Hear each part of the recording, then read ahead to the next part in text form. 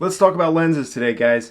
The Fuji X system is fantastic, but the camera bodies aren't what make this system fantastic. In my opinion, it is the lenses. In this video today, I want to share with you a little bit about the lenses that I think that anybody shooting with Fuji X camera should have and why these lenses are my favorite.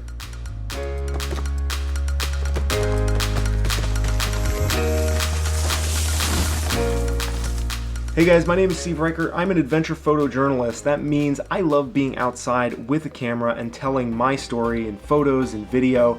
And this channel is all about encouraging you and helping you to do that as well. So if that's something that you're interested in, make sure to subscribe to this channel to take this journey along with me. I think that the way most of us view lenses is a little bit backwards. Usually we think of it from a standpoint of, okay, what's the camera that I want and what lenses can I get with that body? But we usually think of it body first, lens as an accessory to the body. I'd like to challenge you guys, especially with the Fuji X system, to think about it from the opposite direction, to think about it from the standpoint of the lenses are really the thing that make this system unique and amazing. And what camera body can you afford to get to put on the lenses that you must have? I got into the Fuji X system because of the lenses. All the wonderful things that the camera body does that's so exciting doesn't mean much without the lenses, and it was actually looking at Sony bodies that initially to me were more attractive because of some of the video features in the Sony cameras. The fact that I didn't like their lenses led me to look at Fuji cameras, and once I saw the Fuji lenses, the price, the construction, and the quality, which are all great value. Most of the Fuji lenses are around $500 or even a little bit less if you get them on eBay. And this is for fast glass that is in the f1.1.4, 1.2, and even f2 lenses, which are all really fast and take beautiful shots. Fuji does not make any junk lenses. Even their kit lenses are superb.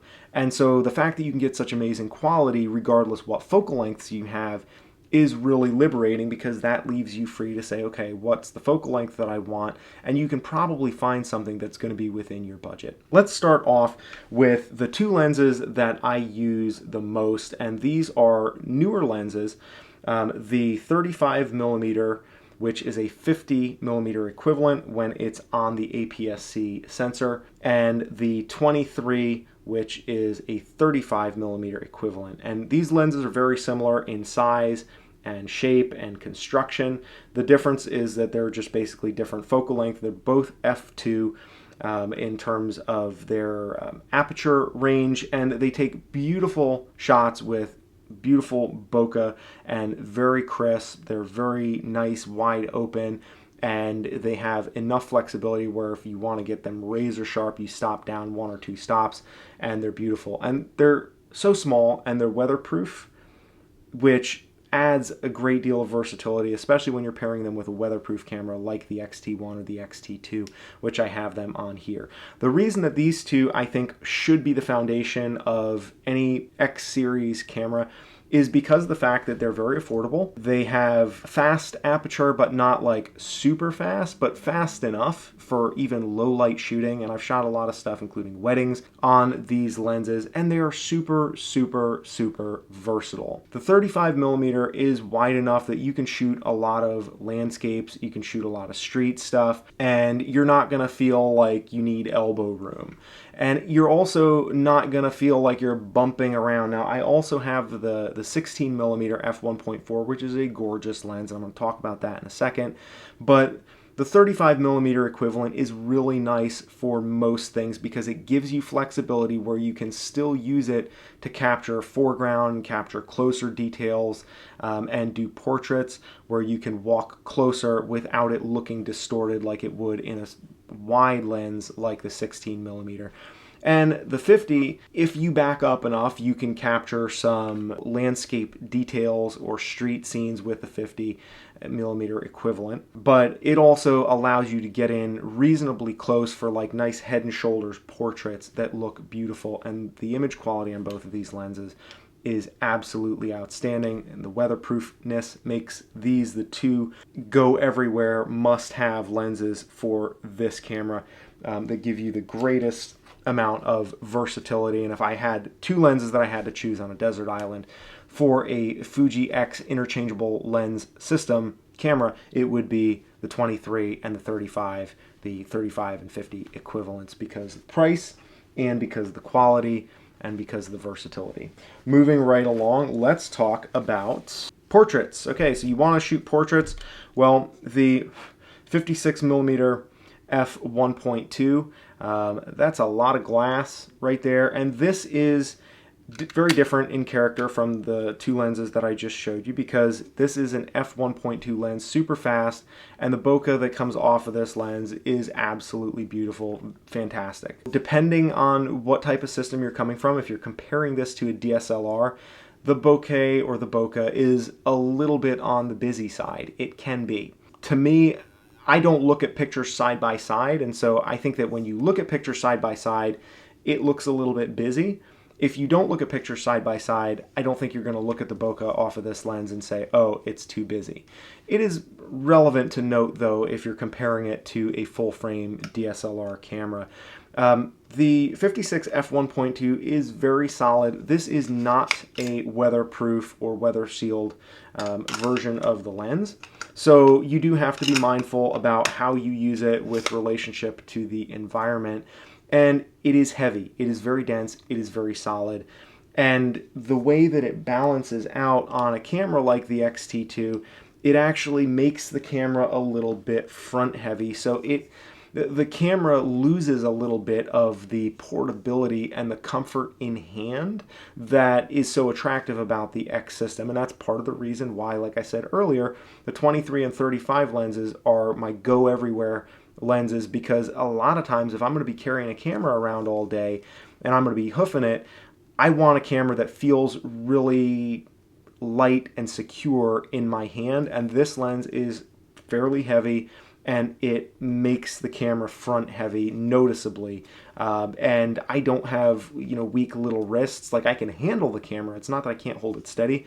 It's distracting to me in some ways. That said, when there are times when you need bokeh and you need super low light, I shot a wedding on this recently. I'm going to link that video right here if you want to watch that. I shot a wedding shooting a lot of portraits in very low light with this, and it's beautiful. And the fact that it can go down to f1.2 is definitely an advantage that makes it worth it in some situations.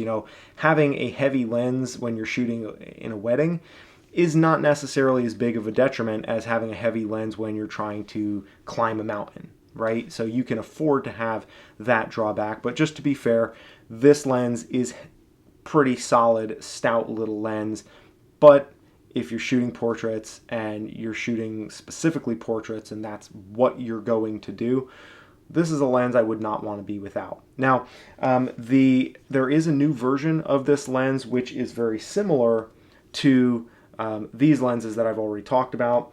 There is a f2 version, so not quite as fast, but it's weather sealed, and it is about the same size as the 35 and the 23, so it actually addresses and fixes that issue, but that I mentioned with the 56 1.2. You're sacrificing a little bit in terms of the aperture range on that lens. So if you don't necessarily need f1.2, and frankly I believe that many of us do not need f1.2. I shot the majority of the wedding that I referenced with f2, and I did not feel limited because of the fact that the Fuji X cameras really handle higher ISO very, very well. So, in a lot of cases, you can bump the ISO up a little bit and relax and just keep shooting and not worry about having a bigger, bulkier lens to accommodate, the extra couple of stops of light that you would get.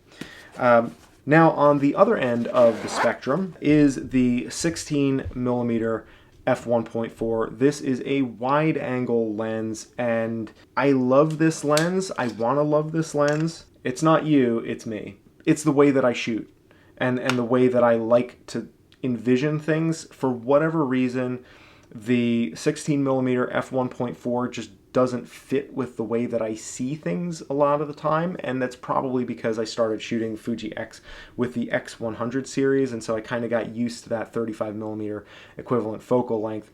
This is a beautiful lens. At f1.4, it does a fantastic job at low light. It's great for landscapes. It is sharp as a tack, and if you like manual focusing, there's a little clutch here where you can disengage it from the focus by wire mechanism that is used when it's in autofocus. So it offers a really nice manual focus option, which comes in really handy, especially when you're doing things like astrophotography.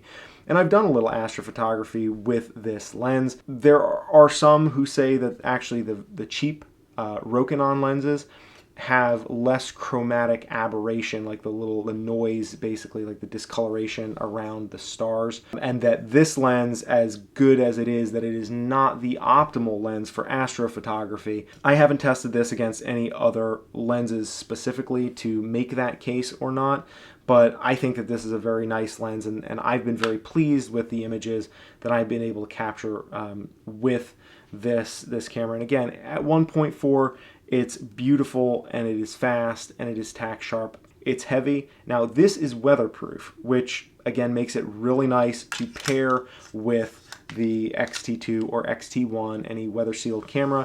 The fact that this is also weather sealed gives you a nice secure combination if you're going out to shoot outdoors and you're going to be out doing a variety of things.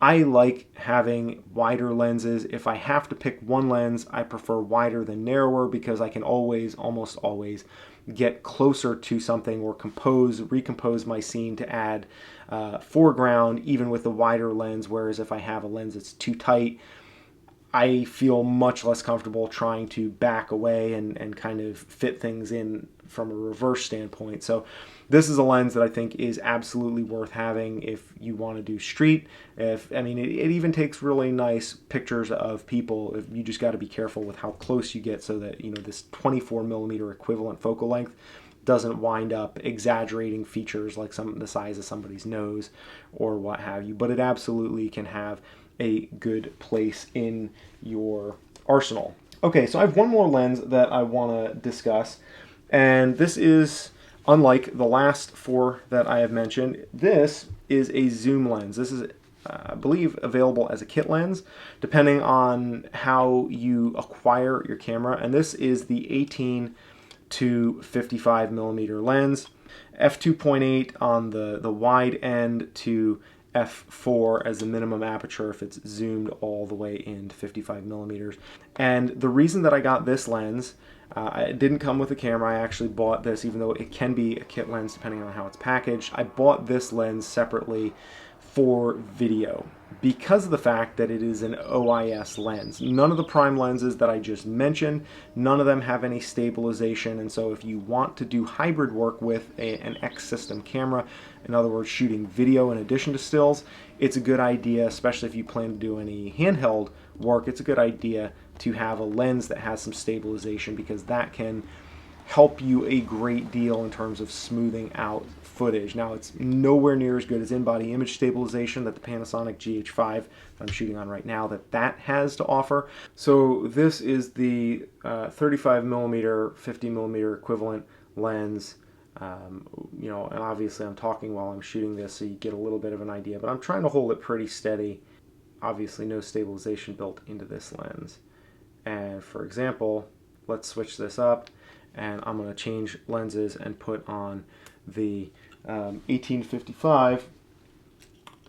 Alright, so this is the 1855 with the OIS on. Of course, I'm talking, I'm not gesturing or doing anything like that, but holding it fairly steady, one hand, and this is the difference between the OIS and no OIS in the lens. And for stationary shooting video, it makes a huge difference. If I were walking around with this, it wouldn't be able to hold a candle to the in-body image stabilization that is in the Panasonic GH5, but if you're just stationary handheld, it makes a world of difference. Now, the one big drawback that I can think of to this lens is the fact that it is not weather sealed. So when you put this on the Fuji X-T2, you're still, you're exposed. And the fact that the camera is weather sealed doesn't really help you a lot when the joint at which the lens connects to the camera, when there's no seal in there, and so you're still fairly exposed to issues of weather.